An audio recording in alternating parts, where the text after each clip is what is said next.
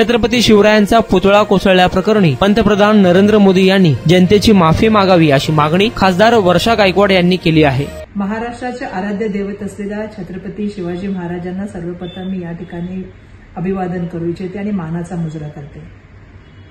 आपल्या सर्वांना माहिती आहे की मालवण येथील राजकोट किल्ल्यामधल्या जो छत्रपती शिवाजी महाराजांचा पुतळा होता, 8 महिन्यामध्येच हा पुतळा जो आहे तो जमीनदोस्त झाला। देशाचे पंतप्रधान त्या ठिकाणी आले, त्यांच्या हस्ते या ज्या आहे त्या पुतळ्याचं अनावरण करण्यात आलं। परंतु दुर्दैव असे की 8 महिन्याच्या नंतरच ह्या पुतळ्याचा आहे तो कोसळला गेला। देशाचे प्राईम मिनिस्टर उद्या मुंबईमध्ये येत आहेत। छत्रपती शिवाजी महाराज ही आमची अस्मिता, आमचं आराध्य दैवत, आणि म्हणून मुंबईमध्ये येण्यापूर्वीच माझं त्यांना सांगणं आहे की आपण शिवप्रेमी असतील किंवा महाराष्ट्राची जनता असेल यांची जाहीरपणे माफी मागावी।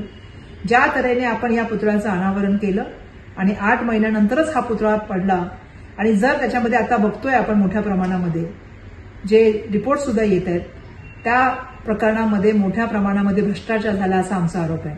आणि म्हणून पंतप्रधान महोदय, तुम्ही उद्या मुंबईमध्ये येत आहात, महाविकास आघाडीच्या वतीने आम्ही तुमचा त्या ठिकाणी निषेध करतो आणि तुम्ही महाराष्ट्रातल्या जनतेची जी आहे ती जाहीर माफी मागावी असं आम्हाला तुम्हाला सांगायचं आहे।